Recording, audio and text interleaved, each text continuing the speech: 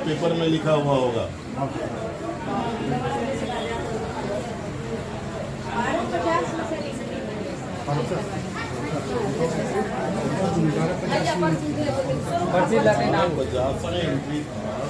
किस स्थिति में यहाँ से रिलीव किए,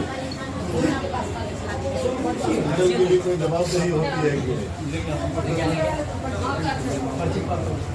आप छुट्टी में थे, जो देख रहा था वो घर में है, पूरा हॉस्पिटल घर में है। जिसने डिस्चार्ज किया उसको बात कराइए हमको।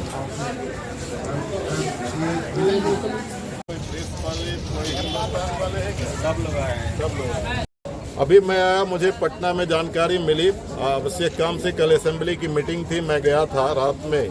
सुबह में अचानक मालूम हुआ कि दलसिंह सराय के नवादा में एक मोहम्मद गुलाब नाम का लड़का, जो जितवारपुर मुफस्सिल थाना समस्तीपुर का रहने वाला था, वो अपने बहन के यहाँ आया था और उसके आसपास में उसका ससुराल भी है। और वहाँ से उसका जो है ससुराल के लोग पकड़ करके ले गए और वहाँ बहुत बुरी तरह मारपीट किया। और फिर उसकी बहन और उसके जो और बहन के घर के लोग जो थे, उन लोगों ने दलसिंह सराय अस्पताल में उसको लेकर के आए। यहाँ पर उसकी इलाज हुई। इलाज के बाद जो है FIR दर्ज कराने के लिए वो दलसिंह सराय थाना में गया और थाना में जाने के बाद उसके साथ में जो था उसको हाजत में बंद किया और इसको जो है सरिस्ता में बैठाया। सरिस्ता में बैठाने के बाद रात में वो लड़का, उसकी मौत होती है और मौत होने के बाद उसको पुलिस लगभग हम समझते हैं कि 1-1:30 बजे रात में आनन फानन में उठा करके यह बताने की कोशिश किया कि वो बीमार था और अस्पताल में दम तोड़ दिया। ये बिल्कुल गलत है। इस मोहम्मद गुलाब की जो है वो मौत नहीं है, ये हत्या है। उसके गला में दाग है, वो हैंगिंग करके उसको मारा गया है। पुलिस का कहना है कि हैंगिंग किया है। अगर हैंगिंग भी किया है, वो फांसी लगाने की कोशिश भी थाने में किया, तो थाना क्या कर रही थी? कोई केस करने के लिए थाने में जाता है, उसको रखती है पुलिस, उसका कस्टोडियन पुलिस होती है। और दलसिंह सराय की पुलिस, मैं समझता हूं कि गुलाब की ये हत्या किया है। कोई हैंगिंग नहीं है, उसकी कोई मृत्यु नहीं है।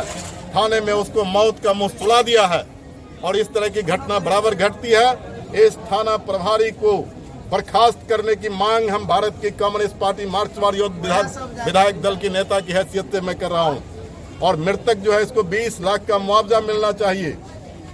सरकार से इस तरह के बहसी पाना थाना प्रभारी के ऊपर जो है, जो हत्या का जुर्म होता है, उस जुर्म में इसके ऊपर मुकदमा होना चाहिए।